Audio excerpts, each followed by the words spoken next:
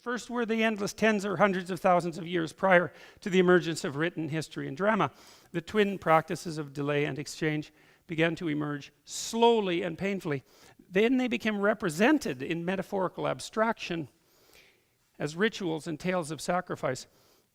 It's as if there's a powerful figure in the sky who's judging you. You better keep him happy or look the hell out. We've been watching ourselves deal with him for a long time. He seems to like it when you give up something you value. So practice sharing and sacrificing until you get good at it. No one actually said any of this so long ago, although they said something very similar. But it was implicit in the practice and then in the stories. Action comes first. Implicit comes first. People watched the successful succeed and the unsuccessful fail for thousands and thousands of years, and we thought it over and we drew a conclusion. The successful among us sacrifice. The successful among us delay gratification. The successful among us bargain with the future. And then a great idea begins to emerge in ever more articulated form. That idea is the point of a long and profound story. It's the moral of the story. And I'm going to engage in some foreshadowing here. What's the difference between the successful and the unsuccessful? The successful sacrifice, and things get better as the successful practice their sacrifices. The question becomes increasingly precise and simultaneously broader. What is the greatest possible sacrifice for the greatest possible good? You know, if you push a question in a direction, perhaps there comes a time when you can't formulate it any more precisely and broadly, and that's the point at which the question, in some sense, and perhaps even the answer, the question becomes archetypal. It becomes archetypal because it can't be bested.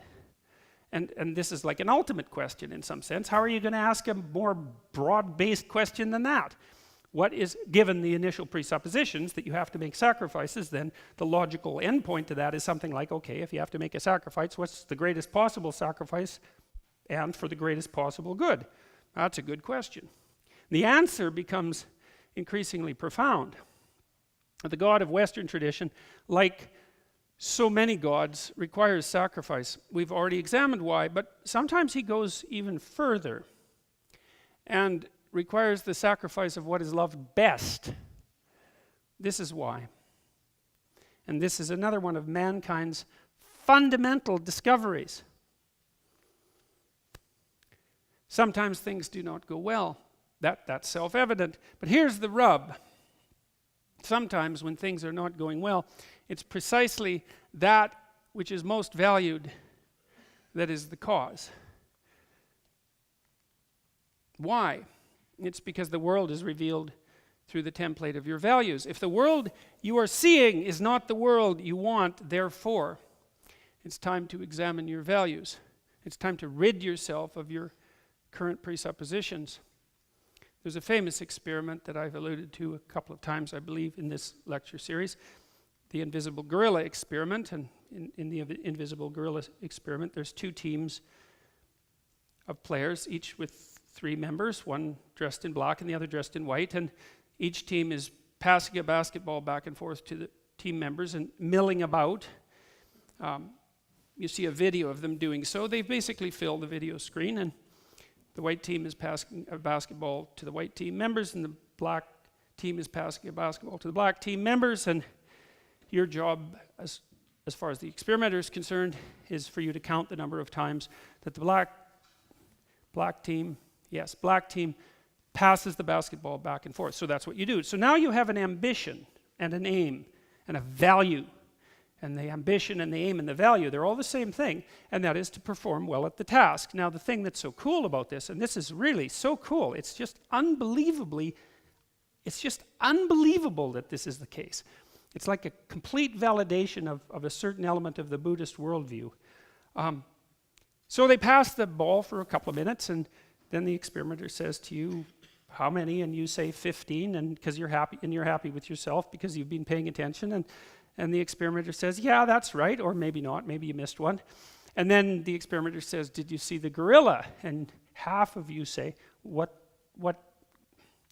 gorilla? Like, really? And the experimenter says, yes. And then he rewinds it and plays the video, and like a minute and a half into the 3-minute video, sure enough, in walks this guy in a gorilla suit, 6'3" or so, stands in the middle of the game, right in the middle of the game, the same size as the players, perfectly, obviously evident, beats his chest for like a second and a half, and then sort of saunters off. And half the people who watch the video don't see the gorilla, which is absolutely shocking. And what that means is that your ambitions blind you to the nature of reality. Now, they illuminate some reality, but they blind you to most of it. And that's fine, because there's not a lot of you in some ways. You're a very pinpoint thing, like a laser beam. And so you just can't be attending to everything all the time. But one of the things that you might ask yourself once you know that is that if you're suffering dreadfully, then one possibility is that you're so fixed on the point, the fact that you're so fixed on the point that you're fixed on might be integrally related to why things are going so catastrophically wrong. Now, perhaps not, because, there's a lot of arbitrariness about life. And perhaps you suffer even when you don't deserve to. That seems to happen in the book of Job, for example, because Job is a good guy, and God has a bet with Satan, which seems like another relatively nasty thing to do, to let Satan just torture him, and he does quite nicely, to see if he'll turn against God.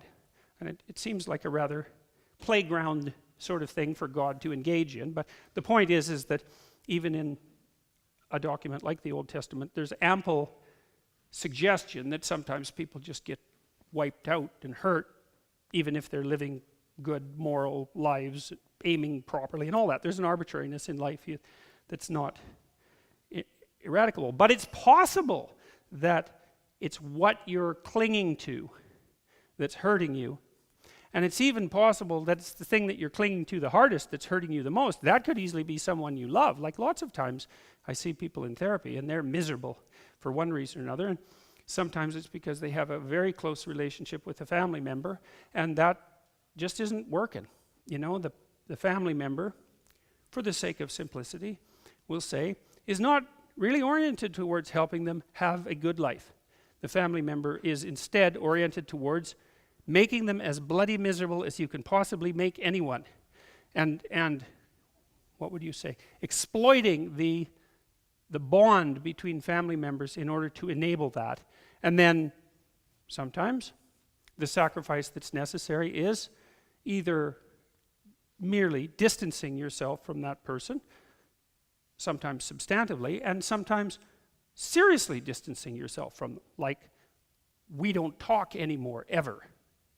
And so that's pretty damn rough, and it hurts and all of that. But it's a good example of the fact that sometimes, in order to extract yourself from the miserable bit of chaos that you happen to be enmeshed in, you have to let go of what you love best.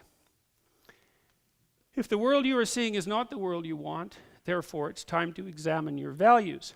It's really worth thinking about, because the alternative too is to curse fate, right? Because if it isn't you, and there's nothing you can do to change, there isn't something you're doing that's wrong, then it's fate itself, it's the world itself, it's other people, let's say, because they're a huge part of the world, or it's the nature of the world itself, or it's God himself in whatever form you either believe in or don't believe in, because it's fundamentally all the same in the sort of situation that I'm describing. So, and one of the things that's really interesting, and I mentioned this before about the Israelites in the Old Testament, is that they got this right. It's really something, because what happens to the Israelites over and over in the Old Testament is that they get all puffed up about how wonderful they are, and then they make moral errors because they're arrogant, and then God comes along and just cuts them into pieces for like generation after generation, and then they wobble back to their feet, but they always maintain the same attitude, which is, we did something wrong. We did something wrong. It's like an axiom, rather than observation, is that if things are not laying themselves out for us as they should be, then we cannot curse God. We have to look to ourselves. Well, and you think, well, why not curse God? Because maybe it's his fault. And that's a really good question. And one of the things that I've tried to figure out over the last 30 years is, well, why not just curse God? Because there is this arbitrary element to existence, and we are vulnerable, and there is plenty of suffering, and things are unfair. Like, there's problems, right? There's injustice and unfairness and all of these things, and endless suffering. So why not just lay it at the feet of God? And whether God exists or not, in some sense, by the way, with regards to the metaphysics of this particular discussion, is not relevant. The point remains the same either way. And the answer is, as far as I can tell, that if you refuse to take on the responsibility yourself, and you attempt to lay it at the feet of either society or being itself, then you instantly start to act in a way that makes everything much worse, not only for you, but for everyone else, and maybe even for being itself. And so, no, it's not helpful. Now, if you decide that it's you've got the problem, maybe that's not even true. Like, maybe you are someone who's being tortured by the bet between God and Satan, and like, too bad for you if that happens to be the case. But it still seems to be the appropriate thing for a human being who's standing on his or her own 2 feet in a proper manner to take the responsibility on for themselves, regardless of the counter arguments that might be made against it. That's really something.